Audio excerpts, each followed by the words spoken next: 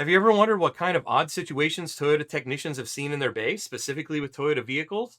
We're getting into some of those unique Toyota anomalies. Now we're going to get to a section that I call tips from a tech. So these are the things that are maybe you might not find this in service information. Some of it you might. But a lot of these are the experience of the technician. So I actually was with a former Toyota tech this past weekend. He's one of our diagnostic sales rep, Elliot Levy. He's out in Denver area. And he was a former tech at Toyota. So between him and a couple of his buddies who still work there, they came up with a few interesting, little weird, anomalies with Toyota. So first one is 9 to 14-ish model year. I'm sure it could be on kind of either side of that, but Corolla that got in a collision, a front-end collision. And when they put it back together, after the body shop had it and they put it back together, well, you look at the cluster and the cluster be going crazy. Lights would be flashing, needles would be moving, and just not doing normal speedometer, tachometer things. It would just be kind of going crazy, going wild. And what they come to find out was, and this is not just one vehicle, this was many vehicles this happened to. I don't know if maybe it was just one body shop, but what would happen is they would paint the bumper first, right? Or you paint the metal underneath the bumper fascia, and then they would put the grounds on. So the grounds here on these corners here, they're behind the headlights, kind of down on the unibody bumper area.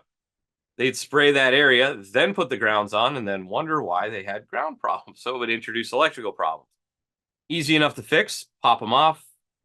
Take the paint off, and then make sure it gets a good metal to stick to, and then there you go. So that was kind of an interesting one off the bat. Next one, second gen Tacomas. So in the second gen Tacomas, they had fuel pump issues, and what it boiled down to usually on the fuel pump was they were going to have corrosion where the fuel pump relay goes. So if you pulled the relay out, you can see corrosion. Also, somewhere within the line, there might be some corrosion as well. I also saw, because I researched it a little bit as well, some overheated wires, melted connectors, things of that nature. So you might find that with a fuel pump relay, or you might find it back at the fuel pump as well. So we can see there's the ground, and then there's also a resistor that I saw could be an issue there as well. So that would cause the vehicle to die or drop pressure while operating going down the road. So that's second gen Tacomas, and it's fairly specific to that particular model. Another one, this one was interesting. This one actually has a bulletin on it. So 14 to 24 runners. If you were to put aftermarket LED headlight bulbs in there, like I'm sure some people do, it can cause issues. So much so that they actually came out with a bulletin. It says, 2014 to 2020 model year 4Runners may experience the ABS light on with DTC, 1, 2, 3, 4 different DTCs, stored current in the ABS system. So ABS light will turn on. It may not have the codes either. So the first thing it says, well, inspect the ABS connector for signs of damage. If it's okay, the next thing they want you to do is break out a scope and look at some of the lines on there. So you're going to hook up the scope with the lights on and with the lights off on the power or the ground. Yeah, I believe it was the ground. I'd have to read through the bullet again. But you would go through and connect it how it says. And with the lights on, if you get a lot of noise like this, look at that noisy pattern. So if you see noise like this, then that means the LED light bulbs are probably the culprit. They suggest to replace with factory bulbs and see if it goes away. If it goes away, there's your problem. So causing all sorts of EMF in the lines in the ground side. So that can cause these ABS issues or ABS codes, which aren't actually ABS issues. It's actually interference from the aftermarket LED.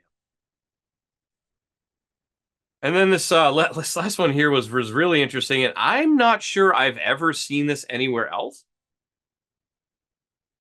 But this is an inspection procedure for misfires.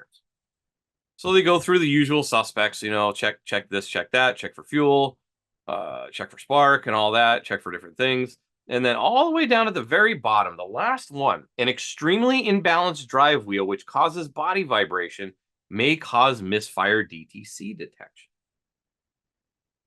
So if I'm fighting a misfire on a Toyota, and from what Elliot told me, it was on Avalon's, but then as I looked through it and looked at other models, this is listed on every single model for a misfire code on a vehicle, on a Toyota. So if you have imbalanced drive wheels, it will shake the drivetrain enough where it throws the crank sensor off. And then the crank sensor thinks it's detecting a misfire when actually it's the vibration in the drivetrain. So I thought that was kind of wild.